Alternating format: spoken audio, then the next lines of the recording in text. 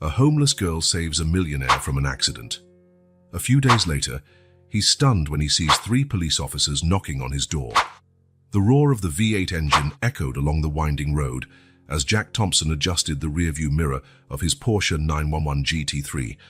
Night was quickly falling over Los Angeles, and the first drops of rain began to blur the gleaming windshield of the sports car.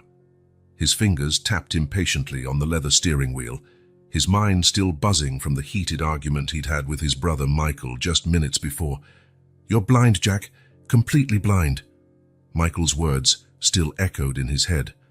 He pressed the accelerator harder, feeling the adrenaline surge through his veins as the speedometer climbed past 75 mph. The rain was now falling more intensely, turning the road into a dark and treacherous mirror.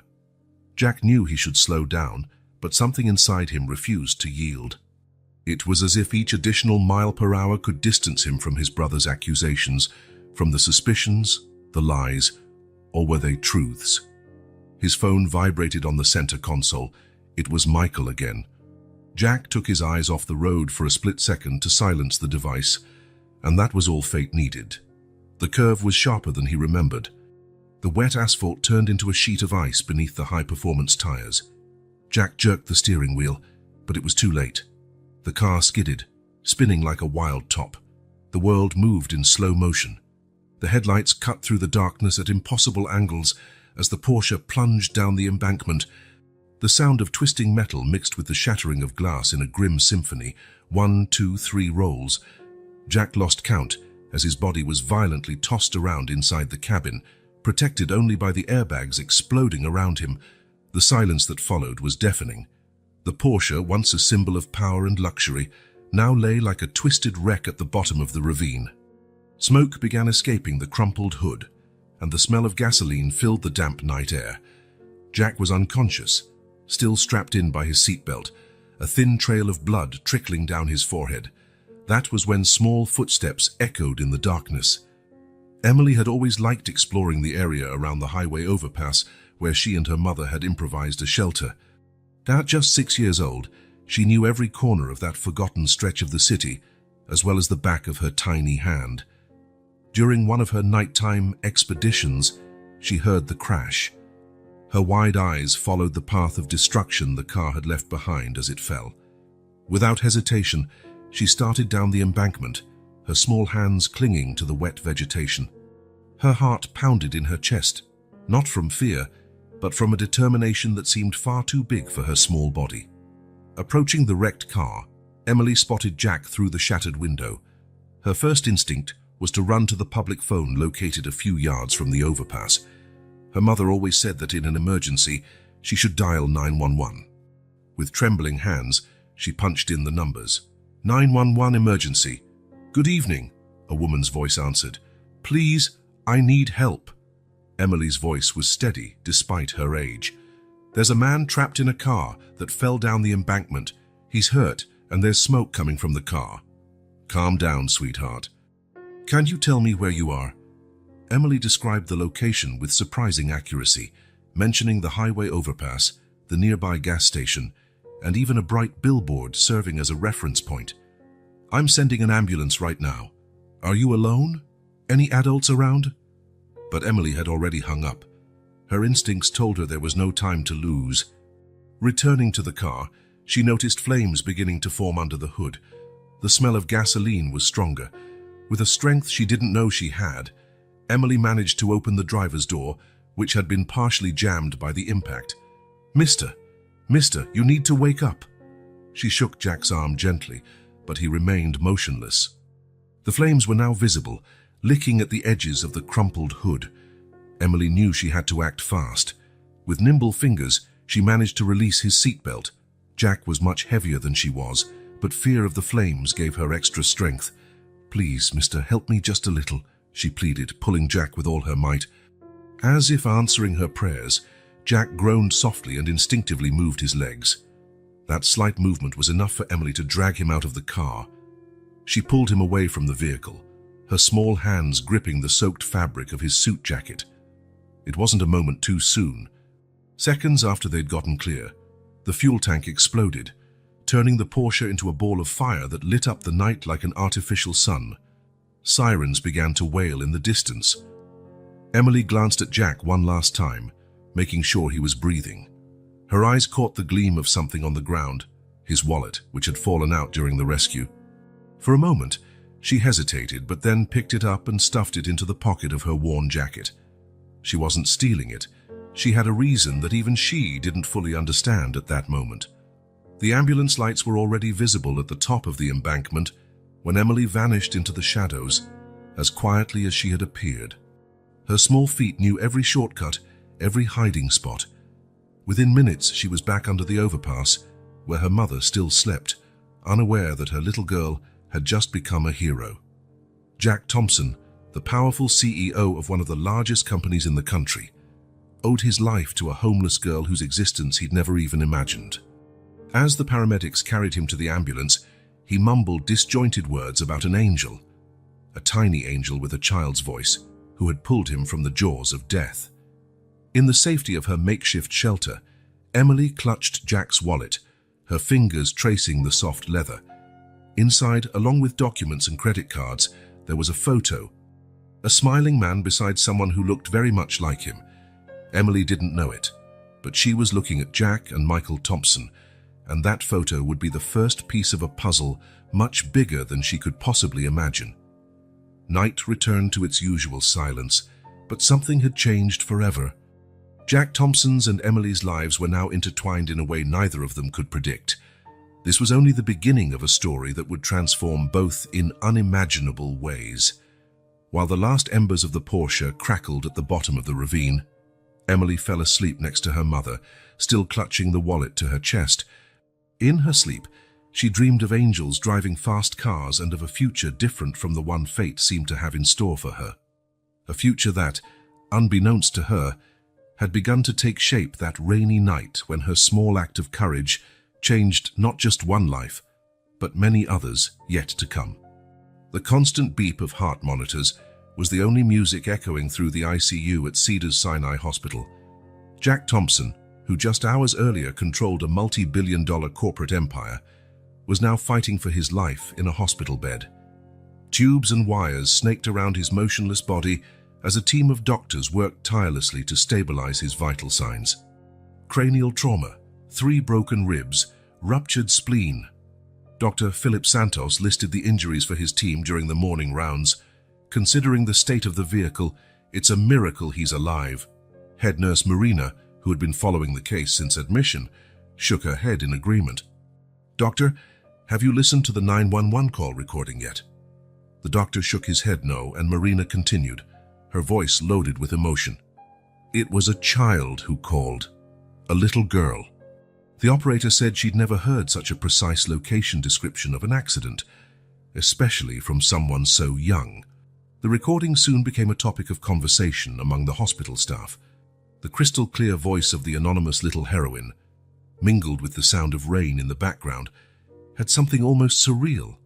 How could such a young child demonstrate so much presence of mind in such a critical situation? "And there's more," Marina added, consulting the rescue notes. When the ambulance arrived, they found Mr. Thompson a safe distance from the vehicle, which exploded minutes later. Someone dragged him out of the car. Someone small, judging by the marks on the ground and on his clothes. Dr. Santos moved closer to Jack's bed, watching the monitors with professional attention. This little girl didn't just save a life. She taught us a lesson in humanity. The first 48 hours were critical. Michael Thompson, Jack's brother, remained at the hospital, his face a mask of worry that occasionally shifted into something darker when he thought no one was looking. He answered the doctor's questions mechanically, but avoided elaborating on the argument that had preceded the accident. On the morning of the 3rd day, Jack began to show the first signs of consciousness. They started with small movements, fingers twitching slightly, eyelids fluttering. Then, like a diver surfacing, he rose from the darkness. The girl," were his first words, weak and halting. "Easy, Mr. Thompson." Marina adjusted his IV. "You're in the hospital. You need to rest." But Jack was uneasy. Fragments of the accident resurfaced in his mind like blurry puzzle pieces. The curve, the rain, the phone. And then, amid the chaos and pain, a child's voice, "Please, mister, help me just a little." "Where? Where is she?" His voice was little more than a whisper. "Nobody knows," Marina replied gently. She disappeared before rescue arrived. In the days that followed, as his body slowly healed, Jack's mind fixated on one goal: finding his rescuer. He replayed the few moments of consciousness he had during the rescue, trying to recall any detail about the girl. But the memories were like water slipping through his fingers. "My wallet," he murmured one day, realizing for the first time that it was gone. "She took my wallet." Michael, who was in the room at that moment, stepped forward. "The police are investigating the theft, Jack. Probably an opportunist after the accident." But Jack shook his head weakly. "No, it was her. The girl. She must have a reason." Recovery was a painful and frustrating process for someone used to controlling everything in his life. Each small movement felt like a battle. Every deep breath was a challenge. But something was changing inside Jack Thompson. Something deeper than his physical wounds. Lying in his hospital bed, he began reflecting on his life in a way he never had before. His brother's words before the accident, the decisions he had made over the years, the empire he had built. All of it seemed different now, seen through the lens of this new perspective that a brush with death had given him. "Marina," he called the nurse one night when pain kept him awake. "What did her voice sound like on the recording?" Marina smiled, sitting down beside the bed. It was against protocol, but something about Jack Thompson, once a powerful businessman now reduced to a broken man in search of answers, touched her heart. "She was very brave," Marina began. Her voice was steady. Even though she was so young, she knew exactly what to say, like she was born for that moment. Jack closed his eyes, absorbing each word. In his mind, an image of the girl began to form, not her face or physical traits, but something more essential: her spirit, her inner strength. "You know what impressed me the most?" Marina went on. "How she disappeared afterward. She didn't stay for thanks or rewards. She did what she had to do and vanished into the night like a real guardian angel." The nurse's words stirred something in Jack. An idea began to form in his mind, still hazy, but growing stronger by the day. He had resources, connections, power. If this girl really was homeless, as they suspected, he could use all of that for something bigger than profits and corporate takeovers. As his physical strength returned, so did his determination.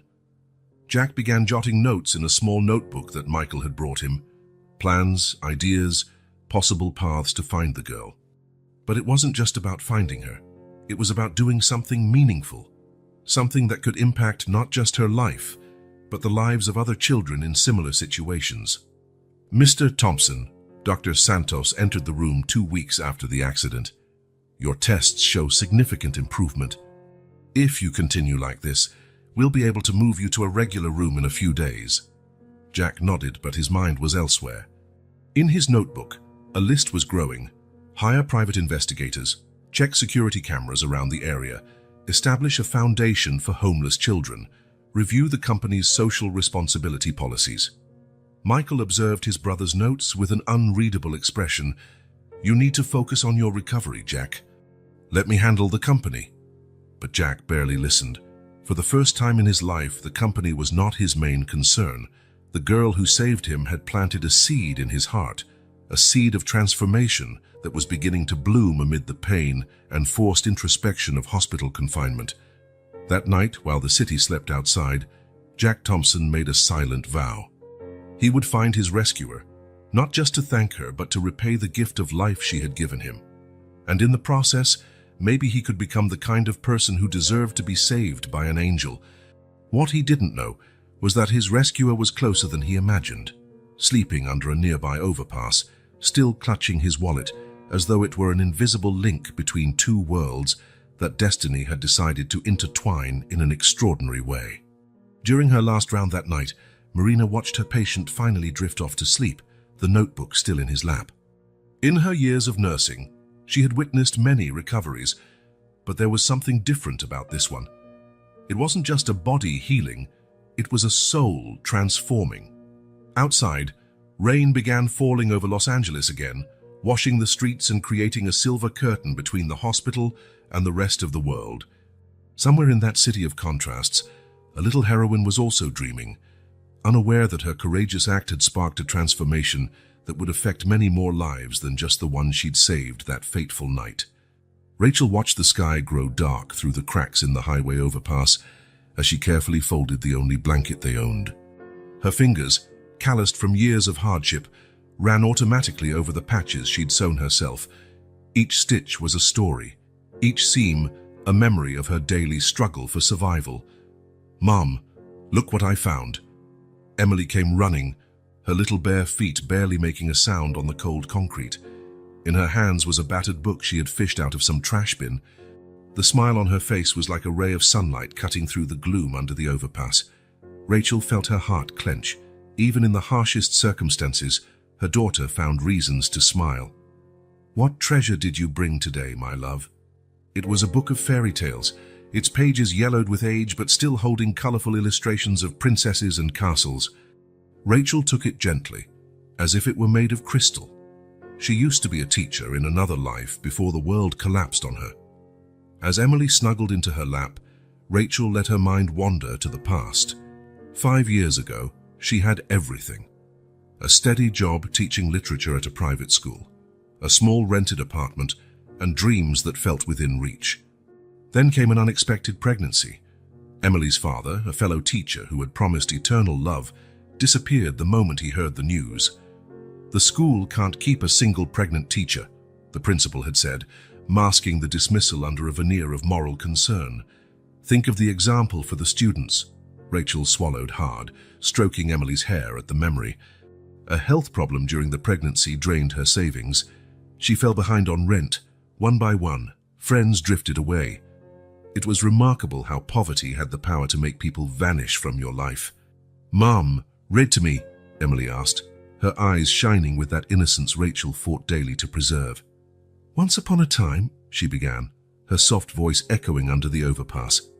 Other homeless children gathered around, drawn by the story.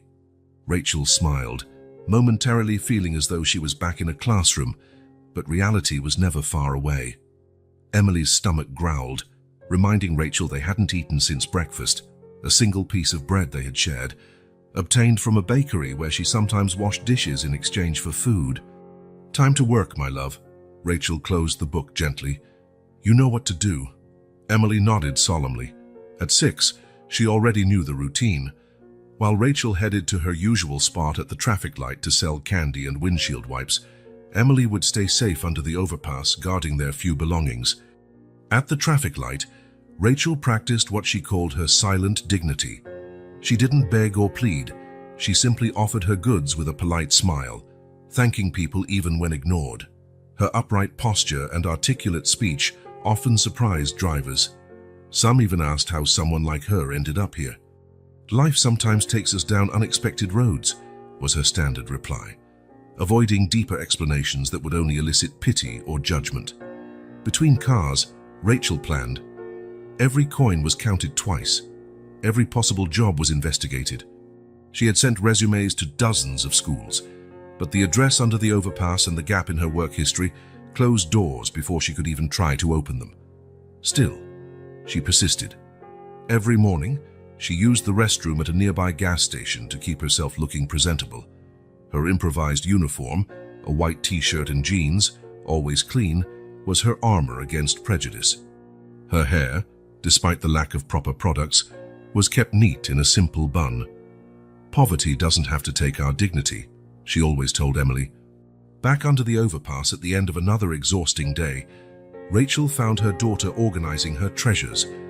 Besides the newly found book, there was a small collection of objects salvaged from the streets. A broken comb, some plastic flowers, a half-used notebook, and now something new, a fine leather wallet. "Emily, where did you get this?" Rachel asked, her heart racing at the obviously valuable item. The girl hesitated for a moment, unusual for her normally transparent behavior. "It was from the man's car, Mom, the one I helped on that rainy night." Rachel sat down, pulling Emily close. Her daughter then recounted the accident, the rescue, the call to 911.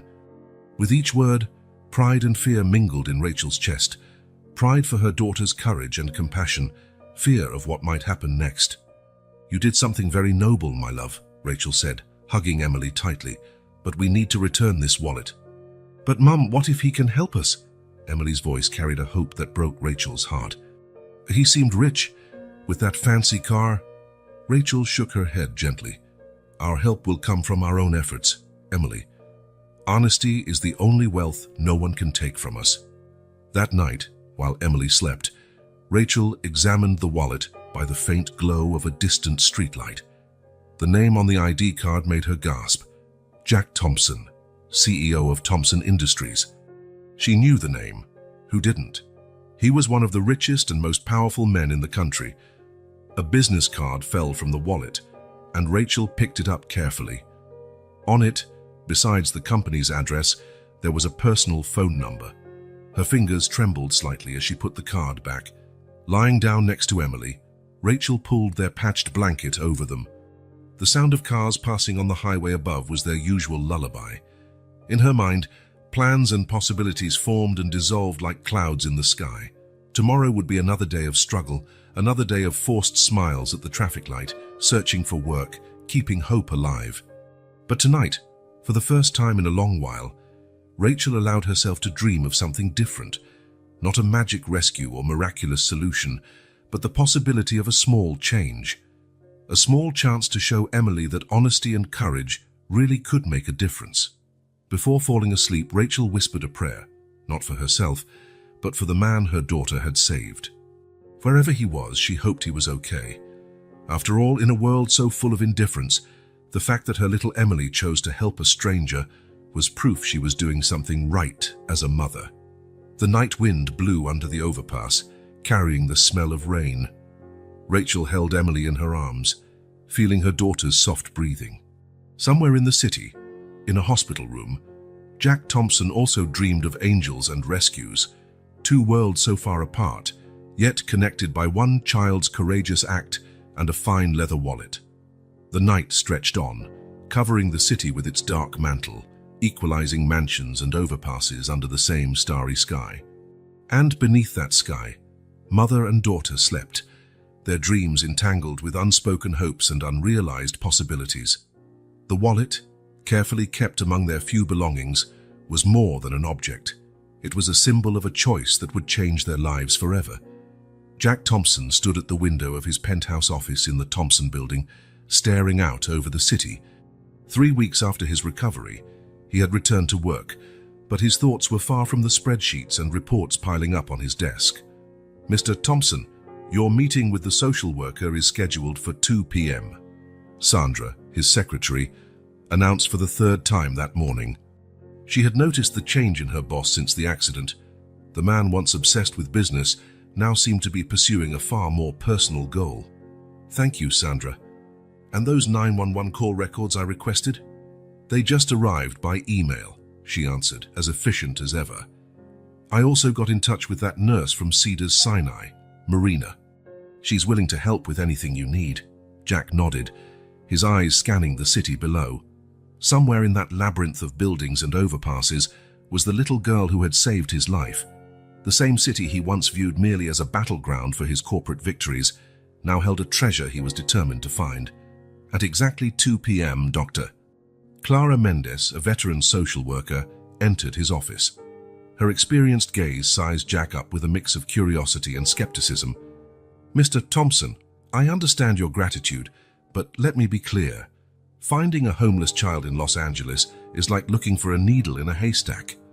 Jack leaned forward in his chair. "Doctor, I have unlimited resources and even greater determination. Tell me what we need and I'll make it happen." Clara adjusted her glasses, studying the notes on her tablet.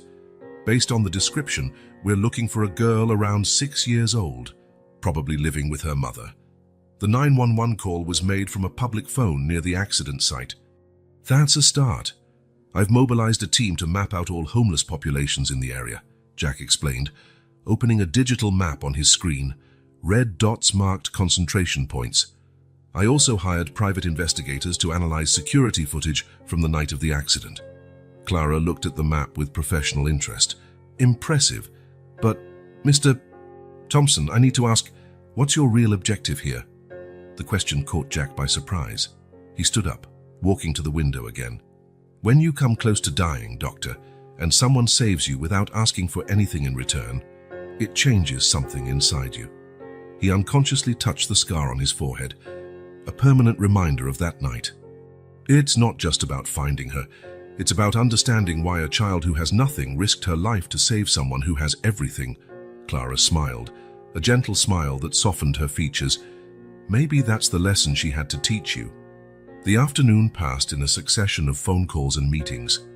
Jack listened to the 911 recording dozens of times, trying to detect any background detail that could serve as a clue. Marina, the nurse, came by in person to deliver her notes from the night of the accident. There was something special about her, Marina recalled, thinking about the call. A maturity beyond her years, like she was used to handling tough situations. Jack absorbed every piece of information, building in his mind a profile of his rescuer. The security cameras had captured only indistinct shadows on that rainy night, but every new detail was another piece of the puzzle. Sandra, he called his secretary, contact every school within a 3-mile radius of the accident site. I want to know about any student named Emily who stopped attending classes in the last few years. Michael showed up at the end of the day, his expression a mask of brotherly concern. Jack, the board is worried. You've barely shown up at the important meetings. Important is relative, Michael, Jack replied, not looking away from the investigators' reports. While you handle the company, I have something more urgent to deal with. A homeless child? Michael let out a sound of disbelief. Jack, be realistic. Even if you find her, what are you going to do? Adopt her? Jack finally looked at his brother. Why not? You always told me I needed to focus less on profits and more on people. A muscle twitched in Michael's face. So quickly Jack almost missed it. I'm just trying to protect you, brother. Sometimes people do things out of self-interest. This whole story seems a bit too convenient. Convenient? Jack stood, confronting his brother. She saved my life and disappeared without asking for anything. What kind of interest could that be? Michael raised his hands in a gesture of surrender. I'm just trying to look out for you, Jack. After Michael left, Jack stayed in his office late into the night. The city lights outside formed a bright mosaic, each point a life, a story. Somewhere in that sea of lights, a little anonymous heroine might be looking at the same sky. His phone buzzed. It was another report from the investigation team. A witness reported seeing a woman and a young girl frequently near the accident site. The woman often sold candy at a traffic light. Jack's heart raced. This was the first concrete lead. On his desk was a stack of documents awaiting his signature, proposals for reorganizing the company, including the creation of a new foundation aimed at children in vulnerable situations. It was no longer just about finding Emily. It was about turning his gratitude into something bigger, something that could affect other lives as well. The phone rang again. It was Clara Mendez. Mr. Thompson, I just received some interesting information. One of the schools mentioned they had a teacher named Rachel who disappeared a few years ago while pregnant. The timing matches the approximate age of the girl we're looking for. Jack felt a surge of hope. Send me everything you have on that immediately. As he waited for the files, he reflected on his transformation over the past few weeks. The man who once thought only of acquisitions and mergers was now fully absorbed in the search for a child. Ironically, that search was teaching him more about humanity than all his years in the corporate world had. Sandra entered with a final cup of coffee. Sir, don't you think you should go home to rest? Jack smiled, taking the cup. Not yet, Sandra. I have a feeling we're close. Very close. What he didn't know was that at that exact moment, just a few miles away, Rachel held his wallet in her hands, making a decision that would alter the course of all their lives forever. On Jack's desk lay a photo of the accident scene, showing small footprints in the mud where Emily's feet had left their mark, like steps toward destiny, pointing to a meeting that was about to happen, a meeting that would transform not just 2 lives, but an entire circle of existences connected by a child's act of courage on a stormy night. The doorbell of the Thompson mansion rang through the living room precisely at 7:15 in the morning. Jackie, who had barely slept while reviewing the latest reports about Emily, watched through the security camera as three figures in dark suits stood at his door. Their LAPD badges gleamed in the early sunlight. "Mr. Thompson?" The man leading the group spoke as soon as Jack opened the door. "I'm Detective Roberts, Los Angeles Police Department Homicide Division. These are Detectives Silva and Mendonça. We need to talk about your accident." Jack felt a chill down his spine. Homicide? Certainly, come in. But why is Homicide interested in a car accident? Roberts, a middle-aged man with sharp eyes that seemed to catalogue every detail of the environment, smiled without humor. "Because it might not have been just an accident, Mr. Thompson." In the living room, the three investigators positioned themselves strategically. Roberts took the main armchair while Silva, a woman with Asian features and an analytical expression, remained standing, observing the family photos on the wall. Mendonça, the youngest of the three, readied a digital recorder.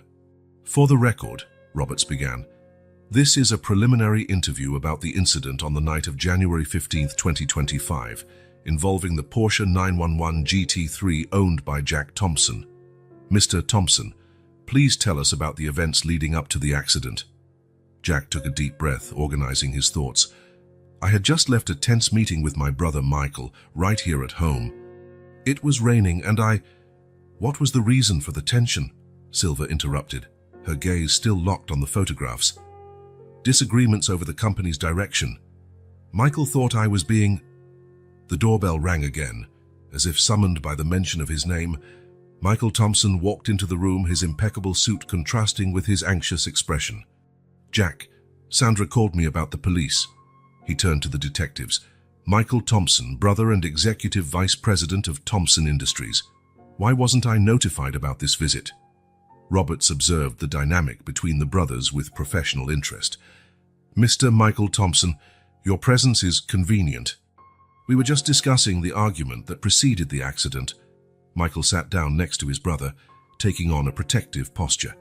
"As an attorney, I advise my brother not to continue without legal representation." "No need for that, Michael," Jack intervened. "I have nothing to hide." Roberts gestured to Mendonça, who pulled a folder from his briefcase. "Mr. Thompson, Jack, we had our tech department analyze your vehicle. We found something interesting." The photos Mendonça laid on the coffee table told a disturbing story. Close-ups of the brake system showed clear signs of tampering, a tiny puncture in the brake fluid reservoir, almost imperceptible, but fatal at high speed. This, Roberts pointed to one of the images, was not caused by the impact. It was done beforehand with surgical precision. Jack felt his blood run cold. Michael leaned in to examine the photos, his face a mask of shock and indignation. "Are you suggesting someone tried to kill my brother?" Silva finally stepped away from the family photographs on the wall. "Mr. Thompson, do you have any idea who might want you dead?" Jack let out a humorless laugh. "I'm the CEO of one of the biggest companies in the country. The list of people who don't like me is considerable." "Be more specific," Roberts pressed. "We have a particular interest in your recent negotiations with the Castellari Group." The mention of that name made Michael tense almost imperceptibly. Jack, however, was fully absorbed by the implications of sabotage. The negotiations to acquire Castellari technology, yeah, they were tense. Antonio Castellari was not happy when we uncovered some irregularities in his accounts. "Irregularities?" Roberts arched an eyebrow. "Systematic accounting fraud," Michael explained in a professional tone. "Our legal department was preparing a report for the SEC." Silva typed rapidly on her tablet. "What about Aurora Enterprises?" "We have information about a recent dispute over patents." The next 2 hours were a deep dive into the corporate underworld. Every contested negotiation, every hostile takeover, every lawsuit was a potential murder motive. Roberts listened intently, occasionally exchanging meaningful looks with his colleagues.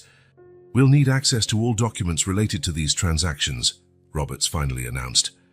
"Our legal department will provide everything," Michael offered quickly.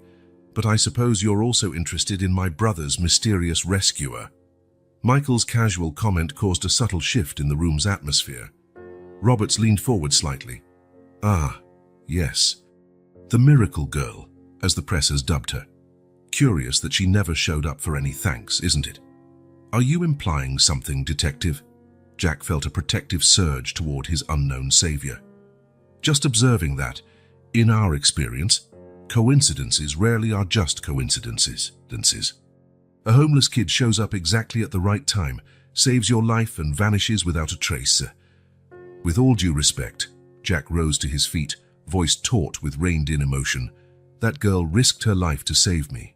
She is not part of any conspiracy. Mendonça, who had been quiet for a while, cleared his throat. Mr. Thompson, you mentioned your wallet went missing that night. Don't even think about it, Jack cut him off. If she took my wallet, I'm sure she has her reasons. And when I find her, I intend to thank her personally. Roberts watched Jack curiously. So you're actively looking for her? Yes, and before you ask, I've hired private investigators. Not to arrest her or press charges, but to help her. Silva and Mendonça exchanged glances. Roberts closed his notebook with a decisive snap. Mr. Thompson, we need you to remain available for further questioning. And he hesitated for a moment. If you find the girl, we'd like to talk to her as well. As a key witness, of course. After the police left, Michael stayed in the living room, watching his brother with concern. Jack, this is more serious than we thought. If someone really tried to kill you, I know, Michael, and I plan to find out who... Jack walked over to the window, watching the detective's car pulling away. But first, I need to find Emily. Don't you see how the two things might be connected? Michael argued. What if she's not just an innocent kid?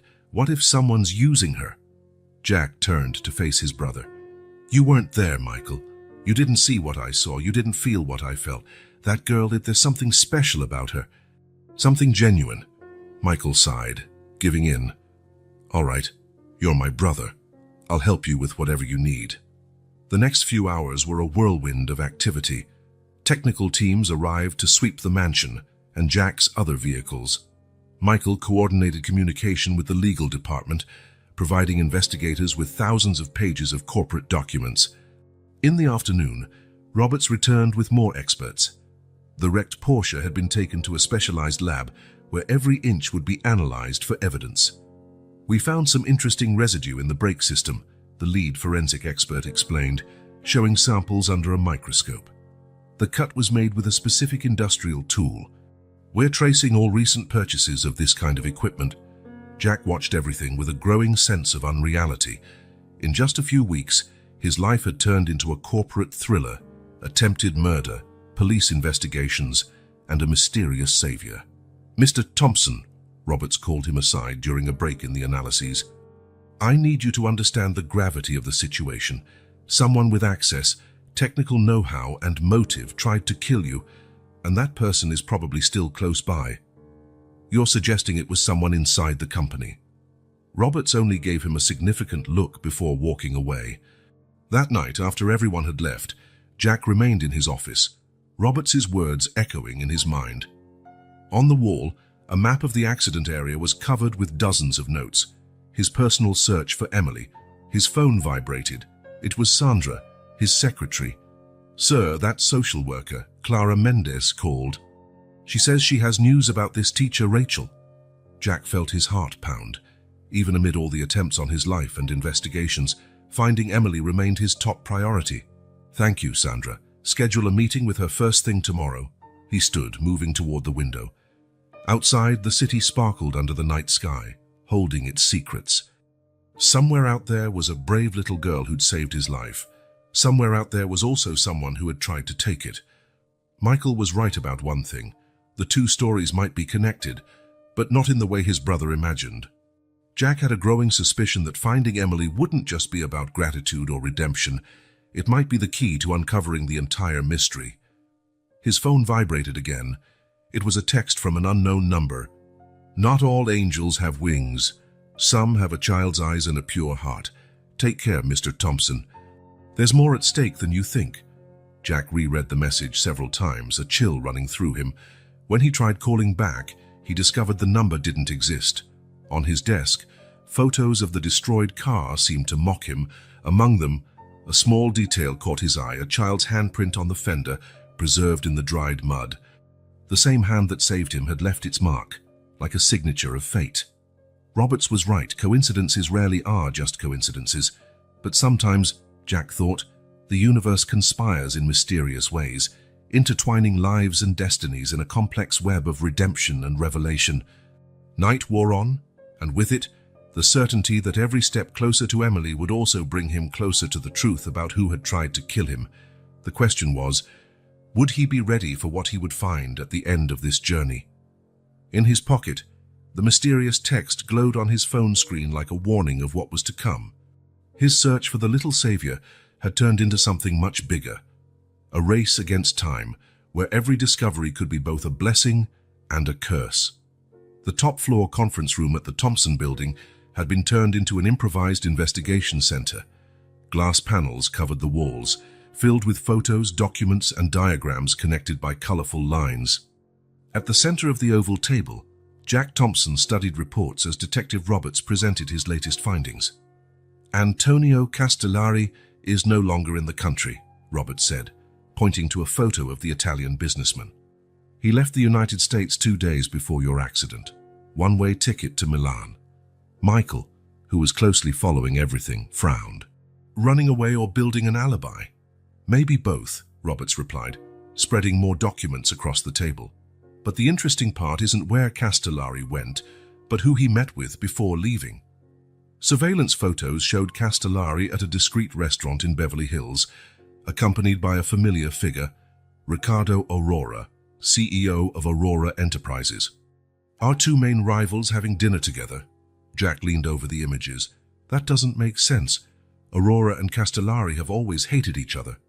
"Unless," Michael interjected, "they've found a common enemy." Roberts nodded, picking up another file. "In the last 48 hours, we've identified a series of suspicious transactions. Castellari Technology transferred a large sum of money to a shell company in the Cayman Islands. 3 days later, a similar amount was moved from an account linked to Aurora Enterprises. Payment for services rendered," Jack suggested, a bitter taste in his mouth.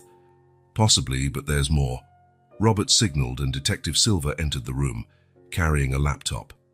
"We discovered both companies hired the same security consultant in recent months, someone who specializes in accidents." The laptop displayed images of a middle-aged man with a discreet appearance. Viktor Kovac, ex-military from Croatia, an expert in mechanical sabotage. Jack felt a chill, recognizing the pattern. "The cut in the brake system matches Kovac's signature exactly," Silver confirmed. "He's on Interpol's wanted list for similar incidents in Europe." Michael began pacing around the room, his legal mind processing the implications. "So Castellari and Aurora joined forces to eliminate Jack. Why?" "Thompson Industries was never such a big threat to them." "It's not about the present," Jack muttered, a sudden realization hitting him. "It's about the future, the Phoenix Project." Roberts raised an interrogative eyebrow. 6 months ago, Jack explained, our R&D team developed a revolutionary quantum processing technology, something that would render Castellari's and Aurora's products obsolete overnight. "The leak about the project started 2 weeks ago," Michael added. "Our stock soared while theirs plummeted." Silver jotted notes on her tablet. "That would explain the urgency. But there are still loose ends. The money traced. It's much more than needed for a single operation like this." "Unless," Roberts suggested, "the accident was just part of a larger plan." Tension in the room rose tangibly. Jack stood, moving closer to the glass panels. "What kind of larger plan?" "We've received information about a possible hostile takeover," Roberts revealed. "With you out of the picture, Thompson's stock would crash. Perfect timing for a takeover bid." Michael slammed the table in frustration. "We need solid proof, something we can take to the board and the FBI.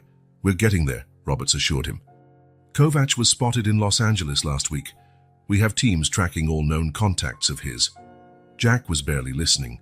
His eyes were locked on a particular photo on the panel, the site of the accident. Amid all this corporate conspiracy, something else nagged at him. How did Emily fit into all this? "Detective," he interrupted the discussion. "Did you recheck the security cameras at the gas station near the accident site?" Silver looked at her notes. Yes, but as we reported before, the footage on that rainy night— Not the night of the accident, Jack cut her off. Weeks before. Kovac would have needed to study my route, my habits. A flash of understanding crossed Roberts's face. And if he wasn't working alone? If he had a surveillance team? Exactly, Jack said, excited. Emily knew that area. She might have seen something or someone without realizing its importance. Michael scowled. Jack, don't force connections. Not everything ties back to your obsession with this girl. It's not an obsession, Michael. It's instinct. Jack turned to Roberts. I need to find her, not just out of gratitude now, but because she might be a crucial witness. Roberts considered for a moment. I'll assign an additional team to assist in the search. But Mr.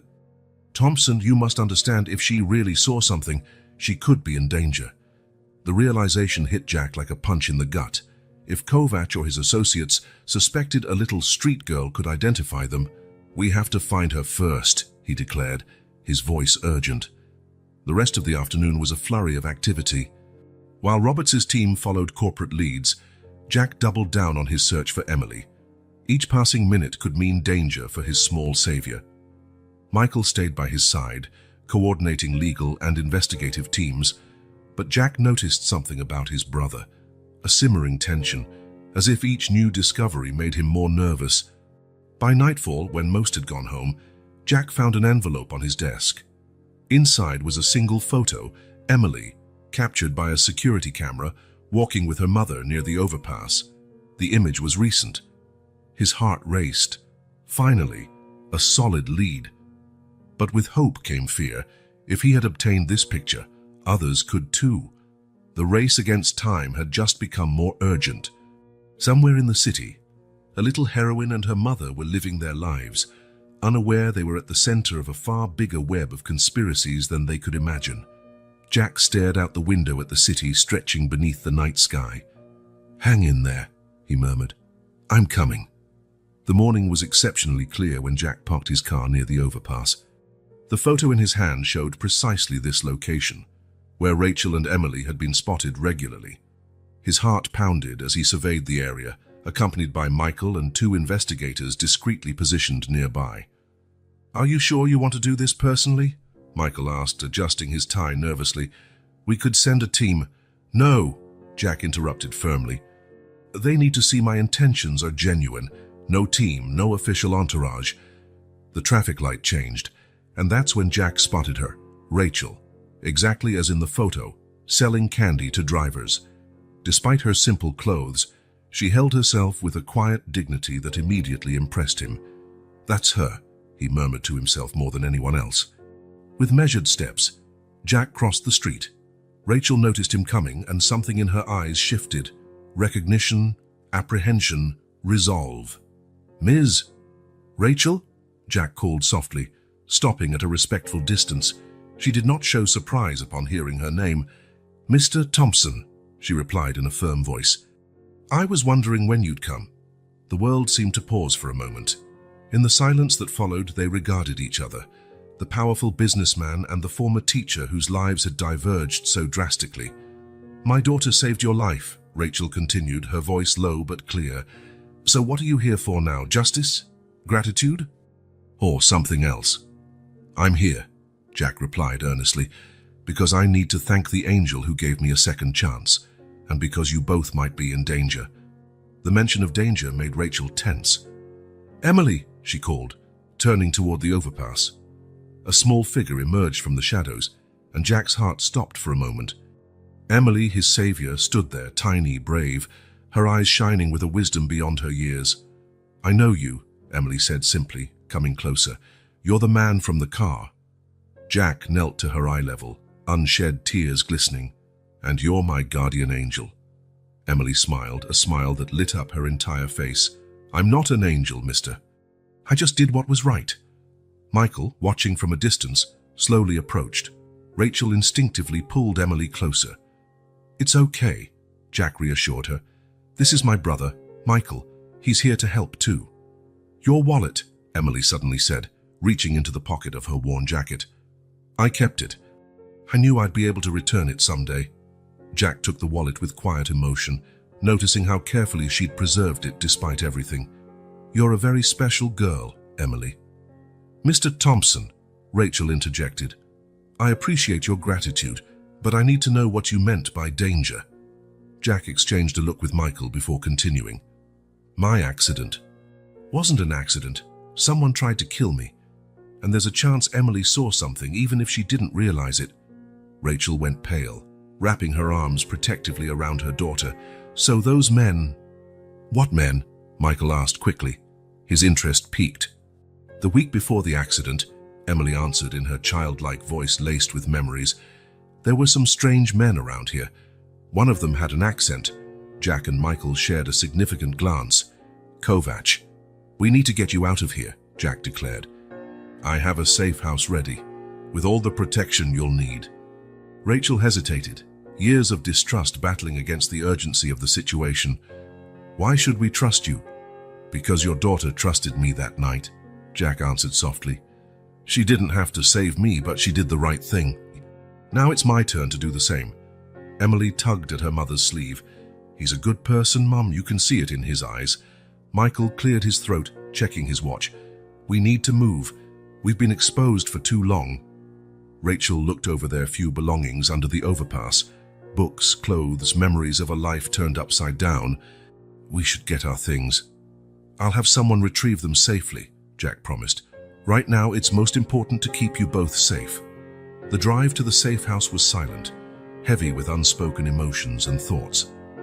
Emily sat between Jack and Rachel in the back seat of the armored SUV, occasionally casting curious glances at the man she had rescued. "You know," she said at one point, "that night I was scared, but something told me I had to help." Jack felt his heart tighten. "You're braver than most adults I know, Emily." The safe house was actually a mansion in a gated community, guarded discreetly but effectively at every entrance.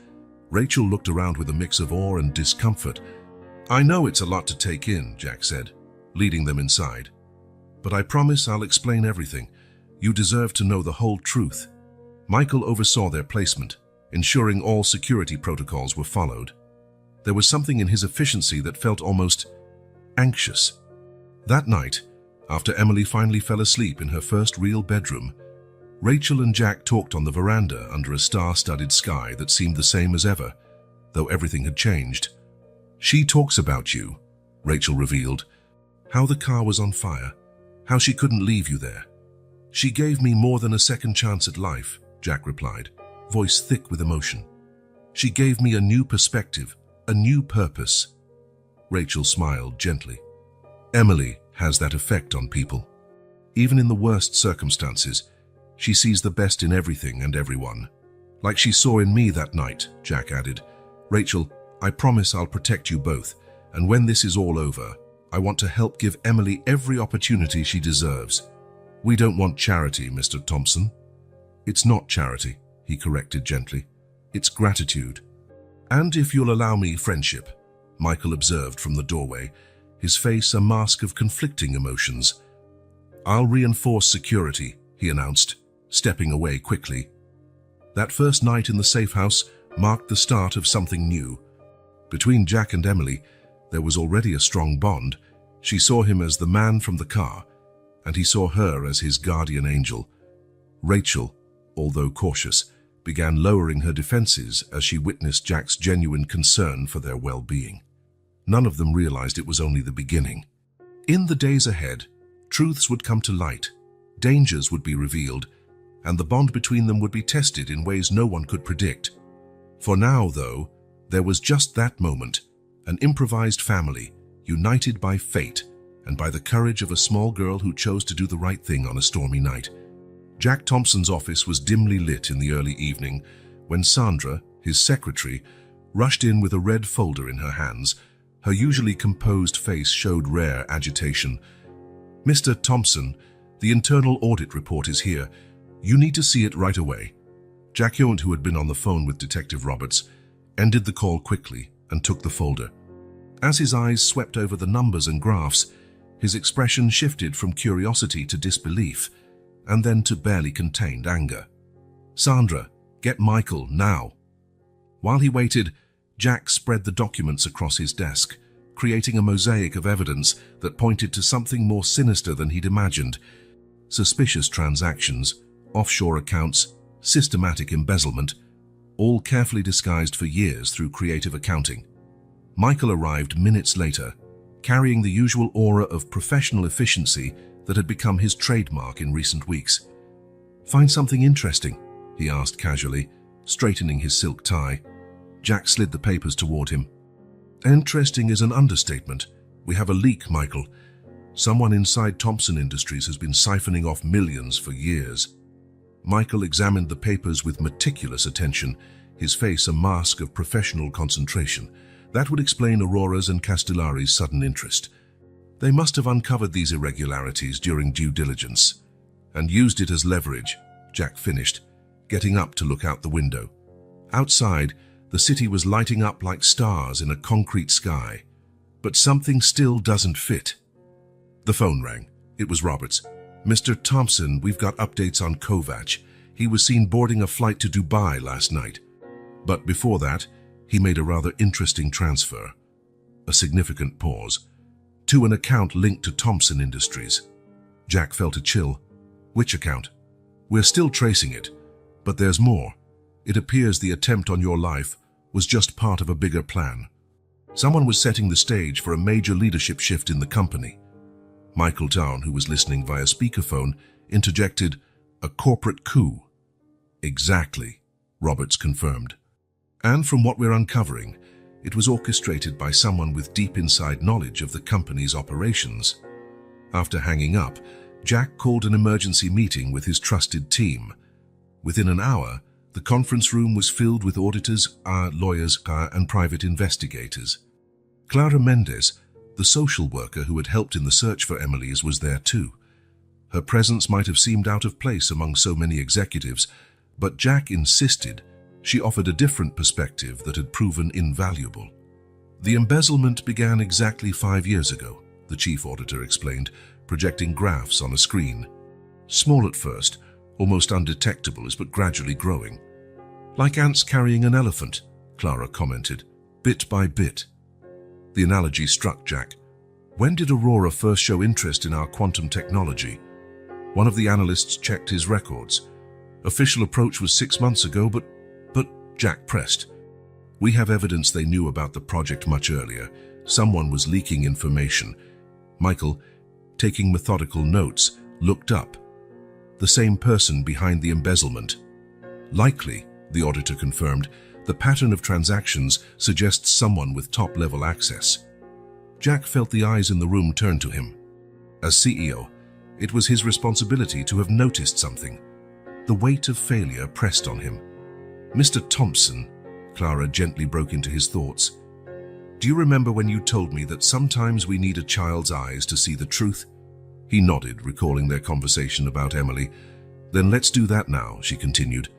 "Forget the corporate complexities for a moment. Who stood to benefit from your death?" The question hung in the air like smoke. Michael cleared his throat uneasily. "List of major shareholders," Jack ordered. The screen shifted to show a list of names and percentages. Michael Thompson was second, just after Jack. "Interesting," Clara murmured, studying the figures. "Mr. Thompson, who takes control of the company if something happens to you?" "Michael, of course," Jack answered automatically. "He's my designated successor," and his voice trailed off as a sudden memory hit him. His brother's words on the night of the accident. Michael calling him blind. As if sensing the change in the room, Michael stood. "Maybe we should focus on the external suspects. Aurora and Castellari have clear motives." "Do they?" Clara asked softly. "Or were they just pawns in a bigger game?" Jack's phone vibrated. A text from Roberts. "We traced the account. It's registered to a consulting company. The owner is..." He didn't need to finish reading. The pieces were falling into place with painful clarity. "Michael," Jack said calmly, controlling his voice, "did you meet with Kovac before the accident?" The silence that followed was deafening. At that moment, Emily burst into the room, followed by Rachel, who was trying to stop her. "Uncle Jack!" the girl exclaimed, only to freeze when she felt the tension in the air. Her perceptive eyes scanned the room, landing on Michael. "He's afraid," she said simply. Michael stepped toward the door, but two security guards were already blocking his exit.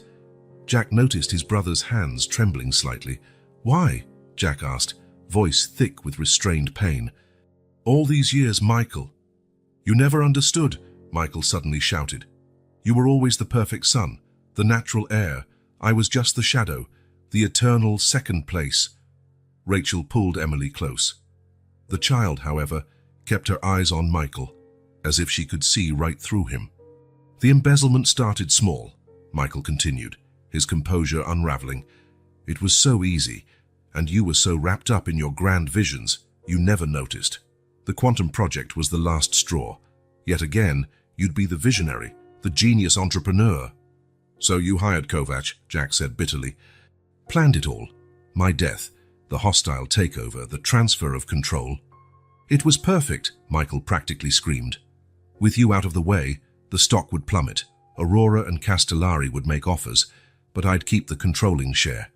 Finally, I'd get my turn." "Your turn to be what?" Emily interrupted, her childlike voice slicing through the tension like a blade. "A bad person." Michael stopped, as though slapped. He looked at the small girl who had unraveled his entire plan by simply doing the right thing. Roberts chose that moment to enter, accompanied by other officers. "Michael Thompson, you are under arrest for the crime of attempted murder." As the police took Michael away, Jack stood still, feeling the weight of years of betrayal. Emily slipped free from Rachel's hold and came to him, taking his hand. "Sometimes," she said with the wisdom only children possess, "the people closest to us can hurt us the most." Jack squeezed her tiny hand silently, tears glistening in his eyes. Clara watched with a sad smile. "You know what's ironic," she remarked quietly to Rachel. "That took a child who had nothing materially to teach a lesson about the true value of things." The following days were a whirlwind of statements, investigations, and even deeper revelations. The media had a field day with the scandal, but that night, as the truth finally came to light, Jack Thompson understood that sometimes you have to lose something to gain something far more valuable. Emily, his little savior, had not only saved his life that rainy night, she had also stopped an even greater tragedy from unfolding. And now, looking at her and Rachel, Jack realized he'd found something Michael, with all his ambition, could never grasp: the true meaning of family. Night fell over Los Angeles, and with it, the last pieces of the puzzle slid into place.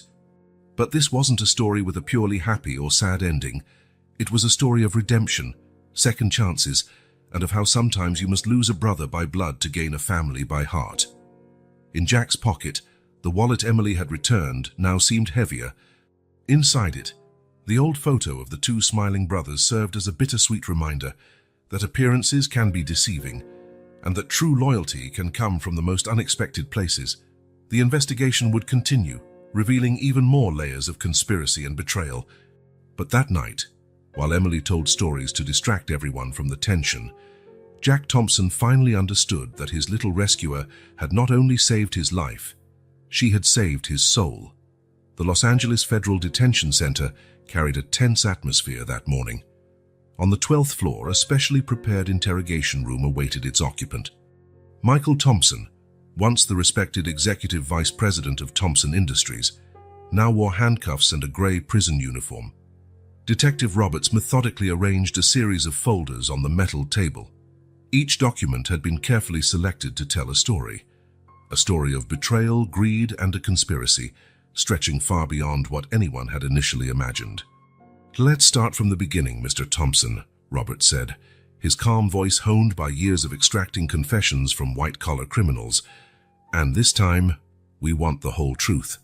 In the adjacent observation room, behind a one-way mirror, Jack Thompson watched his brother with a mixture of emotions he couldn't fully decipher. Next to him, Clara Mendez offered a silent but comforting presence. "Do you recognize this document?" Robert slid a sheet across the table. Michael examined it, his face a mask of studied indifference.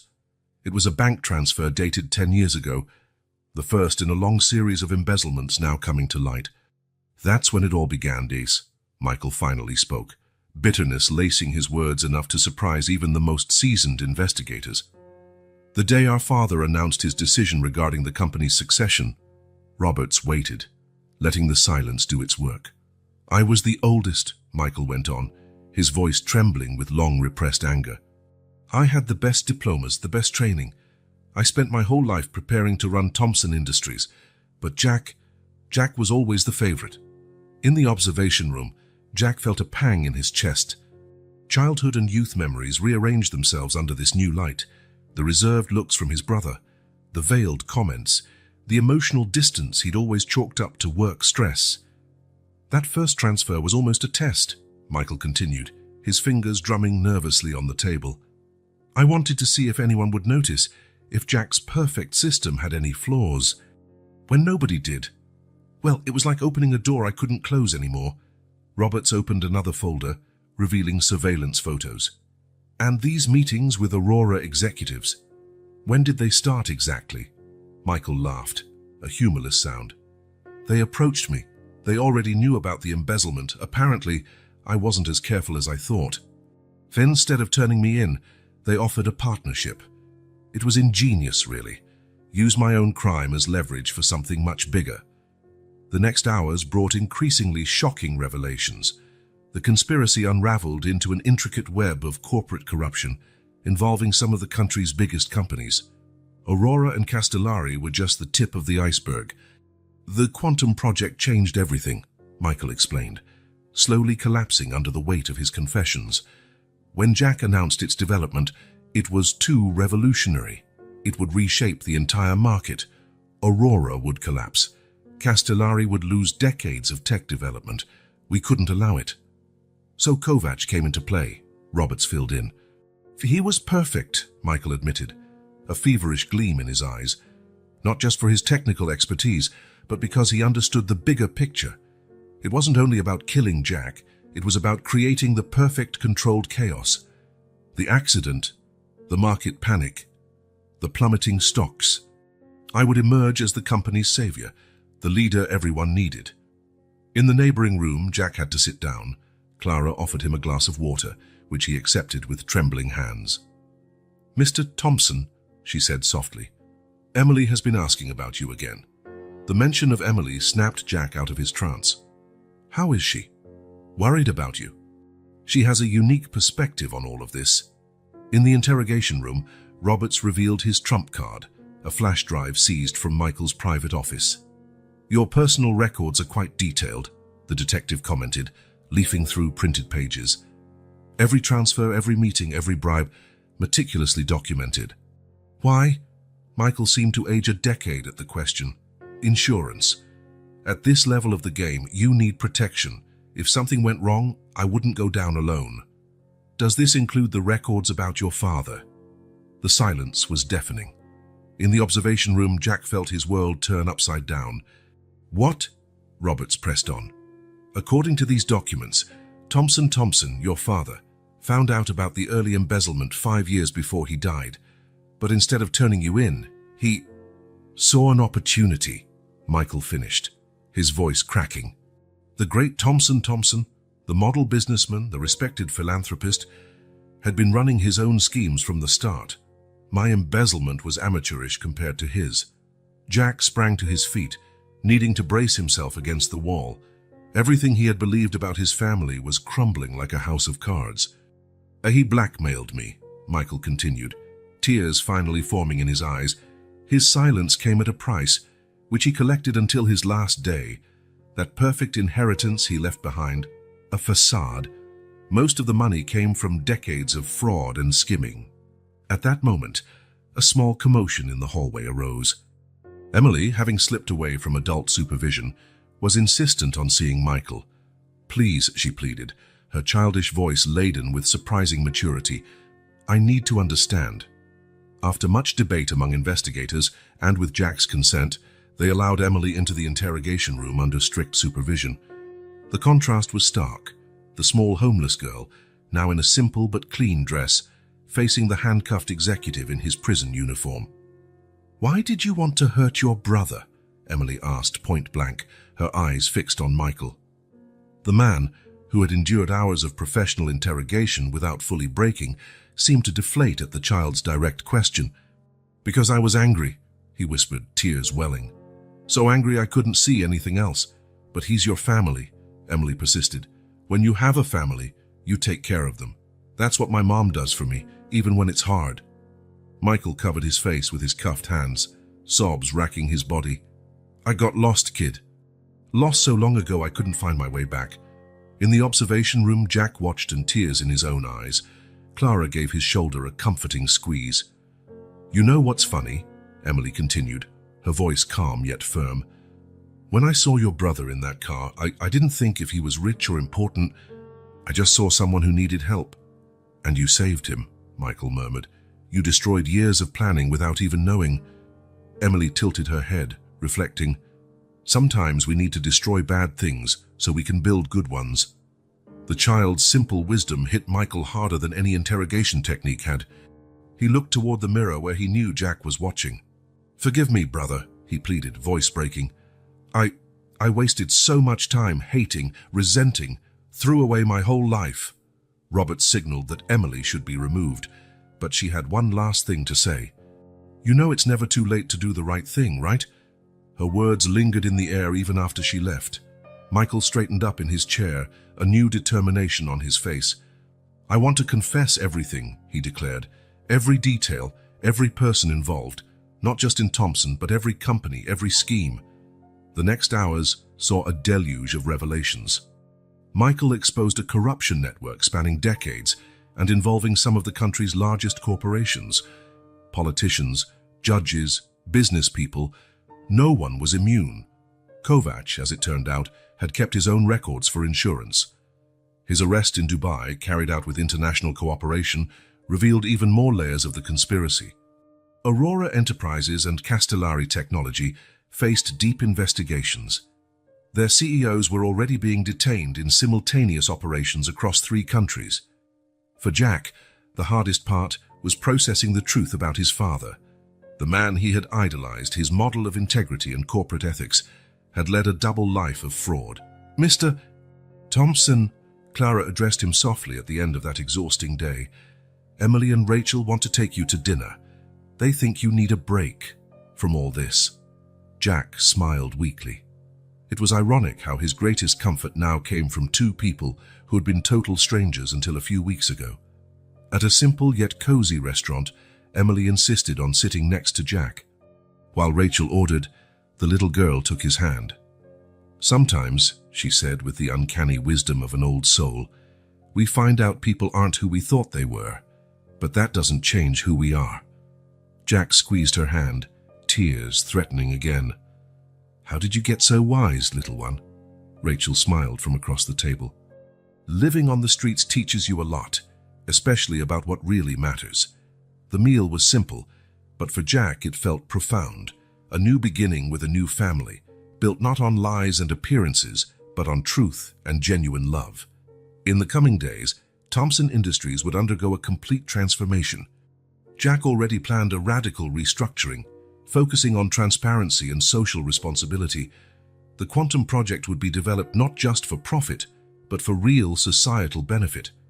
Michael would spend years in prison, along with many others involved in the conspiracy, but something in his last conversation with Emily had planted a seed of genuine change. He began cooperating fully with the investigations, seeking a way to atone, even if he could never fully undo the harm he had caused. The press had a field day, of course. The Empire of Lies, the fall of the House of Thompson, the angel who saved an empire. Headlines multiplied, but Jack no longer cared. One quiet night, weeks after the big revelations, Jack found Emily in the garden of the house where they now lived. He had insisted Rachel and Emily move in, for both safety and because he could no longer imagine his life without them. The girl was working on a complex puzzle, her small hands moving the pieces with surprising dexterity. "You know what's interesting about puzzles?" she mused without looking up. "Sometimes you have to look really close to see where each piece fits, but other times you need to step back to see the whole picture." Jack sat beside her, watching the pieces click together under her capable fingers. "So what do you think the whole picture of our story is, Emily?" She paused, considering. I think it's about doing the right thing, even when it's hard. And sometimes we find family in the most surprising places. Rachel, watching from the porch, smiled through tears. Jack looked up at her, feeling a wave of gratitude for these two people who had entered his life so unexpectedly. The entire truth had been laid bare, some parts beautiful, others terribly ugly. But as Emily often said, sometimes you need to break everything down before you can build something better. And there, under the Los Angeles night sky, Jack Thompson realized he had lost a brother by blood, but gained a family by heart. The truth, painful as it was, had cleared the way for something far more precious, something no amount of money could ever buy. The night breeze blew softly, carrying away the last leaves of autumn. In his solitary cell, Michael Thompson began his long journey of reflection and perhaps in redemption. But there in that garden, a new family was growing strong, a family built not on lies and appearances, but on choices, courage, and unconditional love. The truth had been exposed in all its facets, some beautiful, some horrifying. But as Emily had taught everyone, true wealth isn't in bank accounts or corporate shares, but in the hearts of those who choose to do what's right, no matter the cost. And so, while night settled over Los Angeles, Jack Thompson, the powerful CEO, learned his final lesson. Sometimes the greatest truths come from the most unlikely sources, and a person's true legacy isn't found in the empire they build, but in the lives they touch and transform along the way. The maximum security penitentiary in Northern California was not the kind of place Michael Thompson ever thought he'd see. Sitting in his cell, he gazed out the small barred window at the yard where other inmates walked in monotonous circles. 3 months had passed since his arrest, and each day brought new reflections on the choices that had led him there. A guard knocked on the metal door. "Thompson, you've got a visitor." Michael looked up, surprised. Since his sentencing, he hadn't received any visitors, nor had he expected any. He was led to the visitor area, where a familiar figure waited. "Jack?" His brother sat at the metal table, appearing both familiar and foreign at once. The last few months had left their marks on both men. Different prisons, different kinds of freedom. "How are you?" Jack asked, voice neutral but not hostile. Michael laughed without humor, gesturing to his orange uniform. "Surviving. Not that I deserve much else." A heavy silence stretched between the brothers, years of lies and betrayals swirling like restless ghosts. "Emily keeps asking about you," Jack finally said. Michael felt a tightness in his chest. The girl who had dismantled all his plans with a single act of kindness continued to affect his life in unexpected ways. "How is she?" "She's doing well. Rachel too. Jack hesitated. "We're becoming a family." The word struck Michael like a punch to the gut, not out of envy or anger, but out of a deep understanding of what he had lost. "You know," he began, voice trembling, "I spend entire nights awake thinking about when it all went wrong. Not the plan or the conspiracy, but me. When did I let resentment destroy everything good inside me?" Jack observed his brother, really observed him, for the first time in a long while. The arrogant, calculating man had been replaced by someone older, broken, yet paradoxically more human. "Dad had a lot to do with it," Jack replied gently. "He set us against each other from a young age. Constant competition, favoritism. He programmed us for this." Michael nodded slowly. "But you escaped that programming. I didn't." "Did I really escape?" Jack countered. "I spent years obsessed with success, numbers, acquisitions. It took nearly dying and being saved by a homeless kid to realize what actually matters." The words hung between them, laden with truth and possibility. "You know what's ironic?" Michael said after a moment. "Emily taught me more about family in 5 minutes than Dad did in a lifetime." Jack smiled faintly. "She has that gift. Just yesterday she was explaining how puzzles are like people. Sometimes we need to completely break ourselves to rebuild the right way. She's still that wise? Wiser every day. Rachel says she's always been like that, even on the streets. Always seeing the best in people, always believing in second chances." Michael took in the words, tears threatening to fall. "Do you think there's a second chance for someone like me, Jack?" The question lingered, heavy with decades of shared history. I think it's a choice you have to make every day from now on, Jack answered honestly. It won't be easy. A lot of people were hurt. Many lives were affected. But if Emily taught me one thing, it's that it's never too late to do the right thing. Michael wiped his eyes with the sleeve of his uniform. I've been cooperating with the investigations, every document, every contact, every scam. I'm turning it all over. I know, Roberts keeps me informed. He said your cooperation is helping dismantle one of the biggest corporate corruption networks in the country. It's not about a reduced sentence, Michael insisted. It's the only thing I can do now. Try to fix a little of the damage I caused. Jack nodded, understanding. Thompson Industries is undergoing enormous changes. We're restructuring everything with a focus on transparency and social responsibility. The Quantum Project. We'll develop it to benefit society, not just for profit. Emily gave me some interesting ideas about how the technology can help homeless communities. Michael smiled genuinely, for the first time in a long while. She really changed you, didn't she? She changed us, Jack corrected, in different ways but just as deeply. Visiting time was running out. The brothers looked at each other, decades of stories reflected in their eyes. Jack, Michael said as his brother stood to leave, tell Emily, thank you, for showing me there's still goodness in the world, even when we don't deserve it. I will. And Michael, this isn't a goodbye, it's a new beginning. In the weeks that followed, a subtle transformation took place. Michael dedicated himself to prison rehabilitation programs, especially those focused on education. His expertise in finance and management soon made him a valued teacher among the inmates. Meanwhile, Jack immersed himself in the renewal of Thompson Industries. With Rachel's help, her teaching background proving invaluable, he developed social programs aimed at education and professional training. Emily remained the heart of it all, her unwavering optimism serving as a beacon for everyone around her. It was her idea to use part of the quantum technology for advanced educational platforms.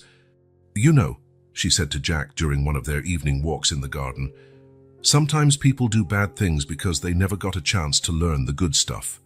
Jack paused, once again marveling at the natural wisdom of his little savior. How did you get so wise, little one? Emily smiled, that radiant smile that could light up everything around her. You learn a lot living on the streets, Uncle Jack. You learn everyone has a story, everyone deserves a chance to tell it. Rachel, observing from the porch, felt tears of pride. Her daughter, forced to grow up so quickly, was now helping others grow too. The healing process was slow but steady. Jack began visiting Michael regularly, gradually rebuilding the bridge destroyed by years of resentment. It wasn't easy. There were days of anger, deep sadness, days when the weight of betrayal was overwhelming. But there were also moments of light.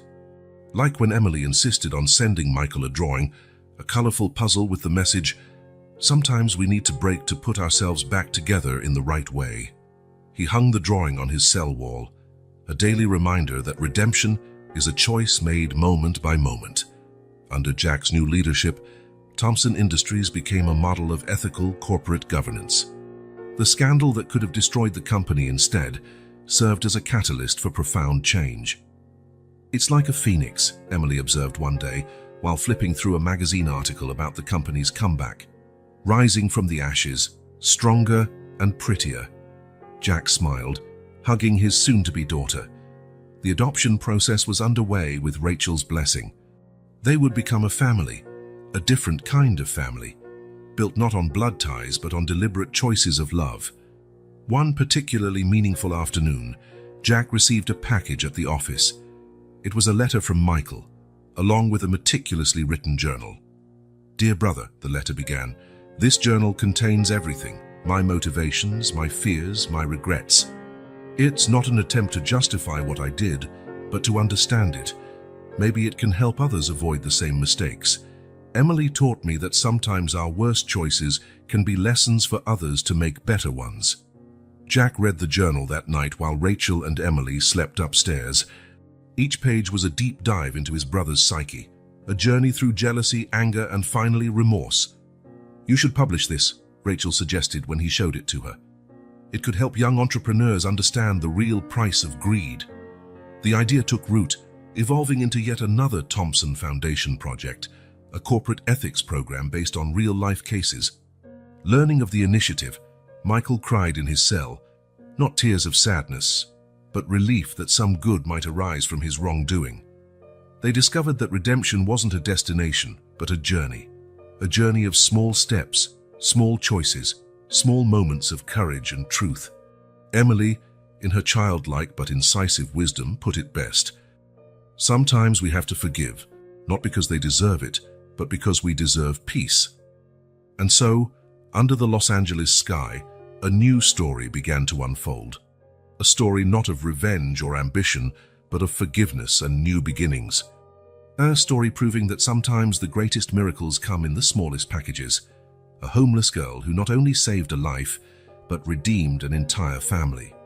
The house was perfect, not too big, not too small, with a cozy yard and a tall tree ideal for a treehouse. Emily ran from room to room, her eyes shining with a joy that made Rachel's heart constrict with emotion. "Mom! Mom!" "Come see my room," she called, her voice echoing off the freshly painted walls. Rachel followed her daughter, still trying to process how drastically their lives had changed. The house in this quiet corner of the city was more than she had ever dared to dream during those years on the street. Jack observed them from the doorway, smiling. "Are you sure it's not too much?" Rachel asked for the 1,000th time. "It's the least I can do," Jack replied simply. "Besides, we're family now."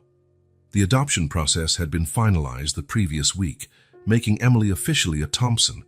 But it was more than just a name, it was the symbol of a fresh start for them all. "Uncle Jack," Emily called from her new room. "Can we really build a treehouse?" "Of course, kiddo, I've already got the plans drawn up. How about we start this weekend?" Rachel watched the interaction with tears in her eyes, seeing her daughter, who had endured so much, finally live a normal childhood was a dream come true. But the changes didn't stop there. The following Monday, Jack held a press conference to announce the creation of the Emily Thompson Foundation. This foundation, he explained to the gathered reporters, was born out of a brave act by a little girl who showed me what humanity really means. Our goal is to identify and support families in vulnerable situations, not only providing immediate aid, but also the tools for lasting transformation. Emily sat in the front row between Rachel and Clara Mendez, blushing shyly as camera flashes popped around her. The Foundation's first major initiative was a revolutionary educational center, combining Thompson Industries' quantum technology with innovative teaching methods. Rachel, rehired as a teacher and now director of pedagogy, was at the program's heart. "We want to create a space where children in vulnerable situations can not only learn but also dream," she explained at the opening ceremony. "A place where second chances are not the exception, but the rule." Emily was the first student enrolled, but soon hundreds of other children filled the modern classrooms. The center offered not just formal education, but also art, music, technology, and entrepreneurship programs. "You know what's coolest about all this?" Emily said during a family dinner. "Seeing other kids get the same chance I did, to change their story." Jack, who had just returned from visiting Michael in prison, felt his heart swell with pride. Even from behind bars, his brother had become an active collaborator with the Foundation, designing programs for financial education and corporate ethics.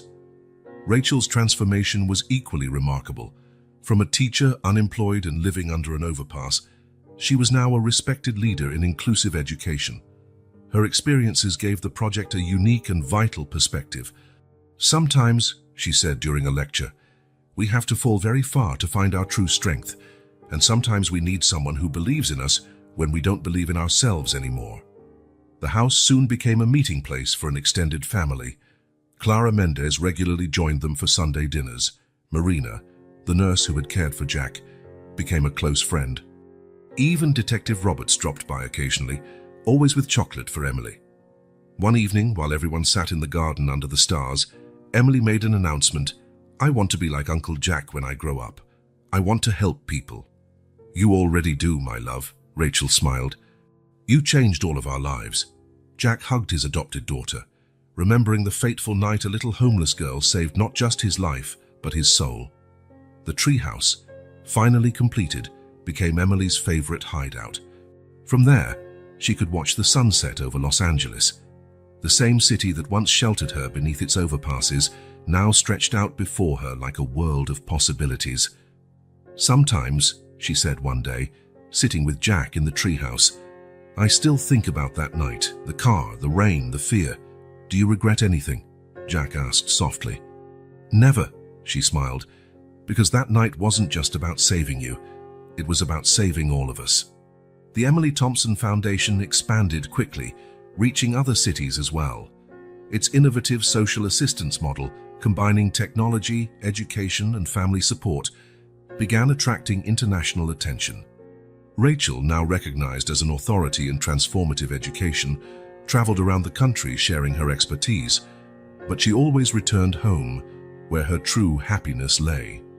"I never imagined we'd have so much," she confided to Jack one evening, watching Emily sleep peacefully in her new bedroom decorated with star stickers on the ceiling. "Sometimes the greatest gifts come wrapped in the most improbable circumstances," he replied, holding her hand. The love between them grew naturally, like a flower breaking through concrete, not a fairy tale romance, but one forged through adversity and rooted in mutual respect and admiration. Emily, of course, had noticed before anyone else. "So you two love each other," she declared simply one day, making both of them blush like teenagers. The wedding was an intimate celebration in the backyard, with the treehouse adorned with twinkling lights. Emily served as flower girl, her white dress matching her radiant smile. Michael watched the ceremony via video call from prison, silent tears rolling down his face as he witnessed his new family being officially formed. And so, under the starry Los Angeles sky, a story that began in tragedy and betrayal turned into a tale of love, hope, and redemption. A story proving that sometimes angels come in small sizes, and the true miracle isn't just being saved, but learning how to save others. Emily Thompson, the girl who once had no home, now possessed not only a home, but also a mission. Her story inspired other children to believe in second chances, possibilities, and miracles. And every night before sleeping, she gazed at the stars through her window and smiled, knowing she had found her true purpose, to be a light for others, just as she had been on that rainy night when she chose to save a stranger. The future was more than bright. It shone with infinite possibilities and unconditional love. A living testament to the fact that sometimes happy endings aren't endings at all, but just the beginning of something even more extraordinary.